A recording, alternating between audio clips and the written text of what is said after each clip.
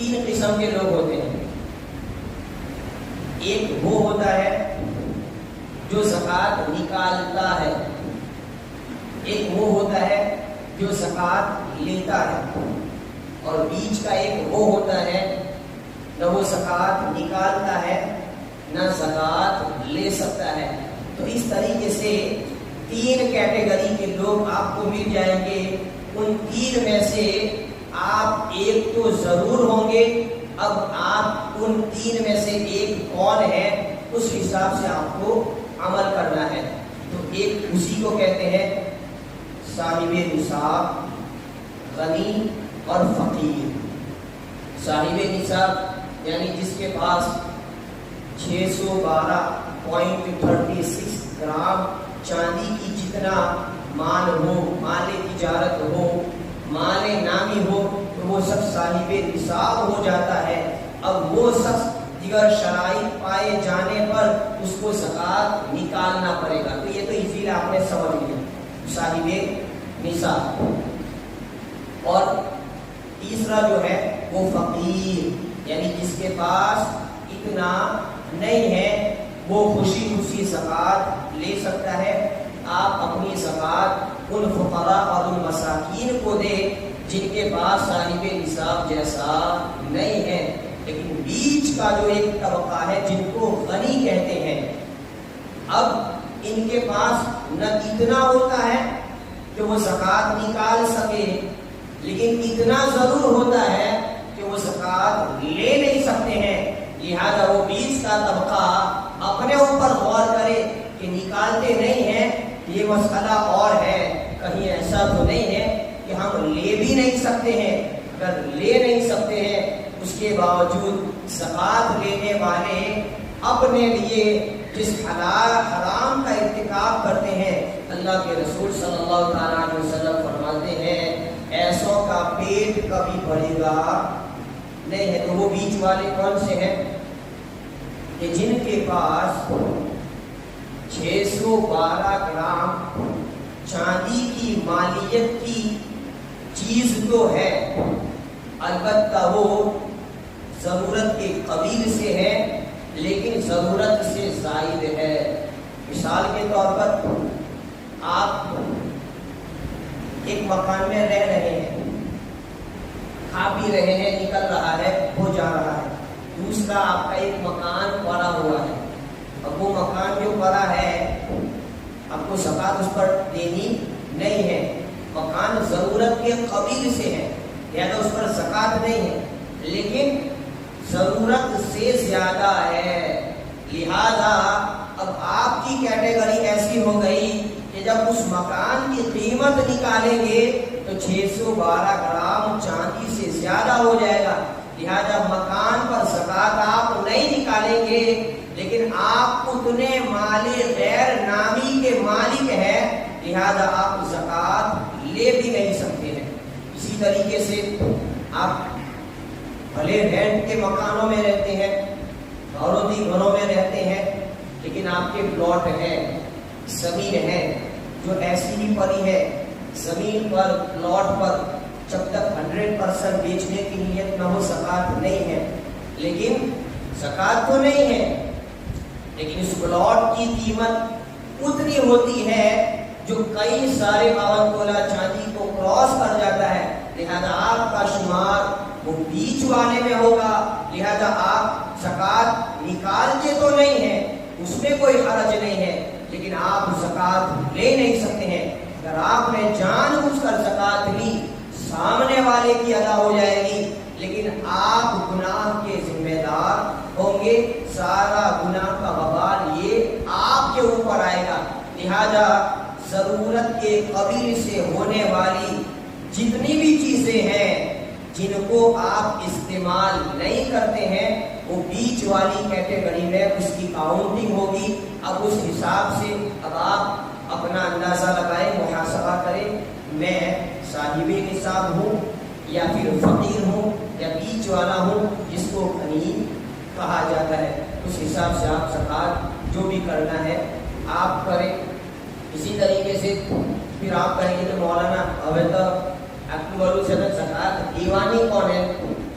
تو اب اگر کوئی سامنے والا زکوٰۃ لینے کے لیے آتا ہے اور اس کے مانگنے پر اس نے اپنے آپ کو حقدار بتایا اور اس کی حالت آپ کے سامنے پوشیدہ ہے، یعنی کہ بھائی واقعی میں ہوگا لگتا ہے حقدار، تو اگر آپ نے دے دی اگرچہ وہ حقدار نہیں ہے، آپ کی زکوٰۃ ادا ہو جائے گی۔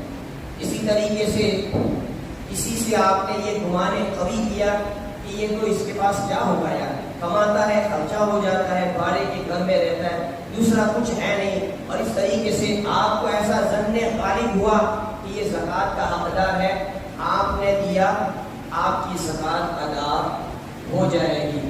بلکہ اگر کوئی مانگنے آیا اگرچہ وہ حقدار نہیں ہے، لیکن آپ نے سمجھا کہ حقدار ہوگا، دینے سے آپ کی زکوٰۃ ادا ہو جائے گی۔ ہاں، جن کے بارے میں آپ کو معلوم ہے کہ ان کا اکاؤنٹ میرے سامنے ہے، دکان کیسی چلتی ہے مجھے معلوم ہے، کہاں کہاں پلاٹ دوسروں کے نام پر لیے ہیں مجھے معلوم ہے، اس کے باوجود اس کو آپ زکوٰۃ دیں گے، آپ کی زکوٰۃ ادا، چاہے وہ آپ کا بھائی ہو، چاہے وہ آپ کی بہن ہو، چاہے وہ آپ کا رشتے دار ہو، چاہے وہ اس کے علاوہ کوئی دوسرا ہو، جب آپ کو معلوم ہے اس کے باوجود آپ دیتے ہیں تو پھر زکوٰۃ ادا نہیں ہوگی۔ کیونکہ یہاں پر بھی تحری کسے کہتے ہیں، اس کی ایک مثال تو پھر سمجھ جائیں گے، یعنی جب انسان پھنس جائے اور اپنے دماغ سے سوچے، پھر جدھر اس کا دل جم جائے اس پر عمل کرے، اسی کو کہتے ہیں تحری۔ جیسا کہ آپ مسافر ہیں یا ایسی جگہ پر پہنچ گئے، آپ کو قبلہ معلوم ہی نہیں کہ قبلہ کس سمت ہوگا، کوئی بتانے والا بھی نہیں ہے، آپ نے گمان کیا کہ ادھر ہوگا ادھر ہوگا ادھر ہوگا، پھر آپ نے ٹھنڈے کلیجے سے سوچا اور پھر آپ کا ذہن پہنچا کہ نہیں قبلہ تو ادھر ہی ہونا چاہیے، حالانکہ قبلہ ادھر ہے، لیکن آپ کا گمان آخر کہاں پہنچا، ادھر، آپ نے ادھر نماز پڑھ لی، حالانکہ قبلہ ادھر ہے، آپ کی نماز ہو گئی۔ اسی طریقے سے اگر تحری کے ساتھ زکوٰۃ دے دی تو وہ زکوٰۃ ادا ہو جائے گی، اگرچہ بعد میں معلوم ہو کہ جس کو دیا تھا وہ حقدار نہیں تھا، بلکہ اگر زکوٰۃ بٹ رہی ہے، اندھیرے میں دے رہے ہیں اور لائن میں سب کھڑے ہیں، اور اسی میں سے اگر باپ بھی آ گیا، باپ نے نہ بیٹے کو پہچانا، بیٹے نے نہ باپ کو پہچانا اور زکوٰۃ دے دی تو وہ بھی زکوٰۃ ادا، چونکہ تحری، چونکہ معلوم نہیں تھا۔ اسی طریقے سے زکوٰۃ بٹ رہی تھی اور کسی سید کو معلوم نہیں تھا اور وہ آیا اور آپ نے اس کو بھی دے دی، اب وہ سید کو بنے گئی، لیکن یہاں پر تحری ہے، آپ کی زکوٰۃ ادا ہو جائے گی۔ تو یہ سارے آسان مسائل بھی ہیں، لیکن آپ سارے مسائل کو اپنے ذہنوں میں رکھتے ہوئے عمل کریں تو انشاءاللہ آپ کے لیے زکوٰۃ نکالنا بھی آسان ہو جائے گا اور لینا تو بہت ہی دشوار ہو جائے گا۔ اس لیے کہ میرے حساب سے ان مسائل کو جان کر 75% لوگ نکل جائیں گے، لہذا ہر سال جس کو زکوٰۃ دیتے ہیں ضروری نہیں کہ آپ اسی کو زکوٰۃ دیں، ہر سال اس کی کنڈیشن اور حالت کے بارے میں غور کریں، اگر وہ حقدار نہیں ہے کہہ دے اس کو تجھے زکوٰۃ دینا نہیں ہے، اس لیے کہ زکوٰۃ میں کسی کا لحاظ نہیں کیا جاتا، تو اس کو نہیں دوں گا تو اس کو کیا لگے گا، رب اور اس کے رسول کی رضا کے لیے دیا جاتا ہے، اس کو دینے سے میرا فریضہ ادا ہوگا کہ نہیں ہوگا، اگر اس کے باوجود آپ دیتے ہیں تو آپ کی زکوٰۃ ادا نہیں ہوگی۔ پھر سے کل کے میں اپنے جملوں کو دہراتا ہوں کہ اپنی زکوٰۃوں کو اس طریقے سے جمع کرے اور قوم کے ان غربا کو دے دے جن غریبوں کی حالت بدل جائے، نہ یہ کہ ہر سال جس کو 5,000 دیتے ہیں آنے والا سال پھر وہ آپ سے اسی 5,000 کی امید رکھتا ہے، ہر سال کسی کو 10 دیتے ہیں آنے والے سال وہ اسی 10,000 کی امید رکھتا ہے۔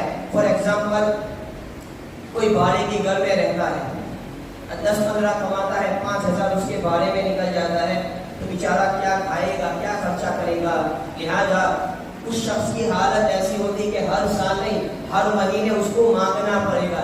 لہذا اگر قوم کے نہیں تو قبیلے کے لوگ، کٹمب کے لوگ، رشتے دار، دو چار بھائی اپنے اس بھائی کو اس طریقے سے مکان کا مالک بنا دے، اگر وہ حقدار ہے تو زکوٰۃ کے پیسوں سے پوری زندگی مکان کے بوجھ اور اس کا قرضہ اس کے سر سے اتر جائے گا.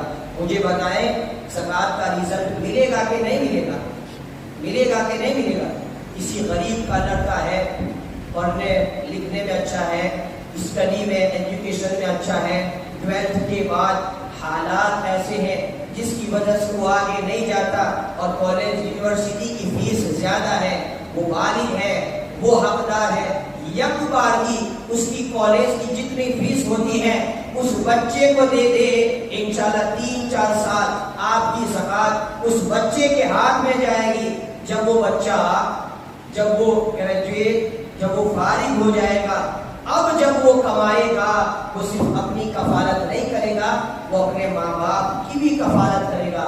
تو میرے دوستوں مسلمانوں، اپنی زکوٰۃوں کو اس طریقے سے خرچ کرو تاکہ مسلمان طبقہ اپنی جو BPL بلو پاورٹی لائن کے نیچے جو جی رہا ہے، اسلام یہ چاہتا ہے کہ ہر بندے مسلم BPL لائن کے اوپر آ جائے. جب ہر ملک یہ چاہتا ہے، ہر دیش یہ چاہتا ہے کہ ہماری ناگرک آوک، ویکتیگت آوک ایسی ہو جائے کہ ہم BPL کی باؤنڈری سے اوپر آ جائے، تو اسلام تو یہ چاہتا ہے کہ ہر مسلمان امیر ہو جائے، ہر مسلمان دینے والا ہو جائے. اسی لیے اللہ تبارک و تعالیٰ نے زکوٰۃ کے فریضے کو عائد کیا ہے. آپ دوسری کمیونٹی میں جائیں، ہے مسلمان ہے، سنی ہے، لیکن ان کی زکوٰۃ ویرتھ نہیں جاتی ہے، ان کی زکوٰۃ جمع ہوتی ہے اور باضابطہ اس کو دیا جاتا ہے. کسی کا بزنس کھڑا ہو جاتا ہے، کسی کے لیے بزنس کا سامان کھڑا ہو جاتا ہے، کسی کا مکان کھڑا ہو جاتا ہے، کوئی بندہ مکمل ایجوکیٹڈ بن جاتا ہے تو ان کی زکوٰۃ اس طریقے سے کام کرتی ہے. ووہرا پٹیل کی زکوٰۃ ایسے ہی جاتی ہے. مجھے ووہرا پٹیلوں میں خاص اتنا لگتا نہیں ہے.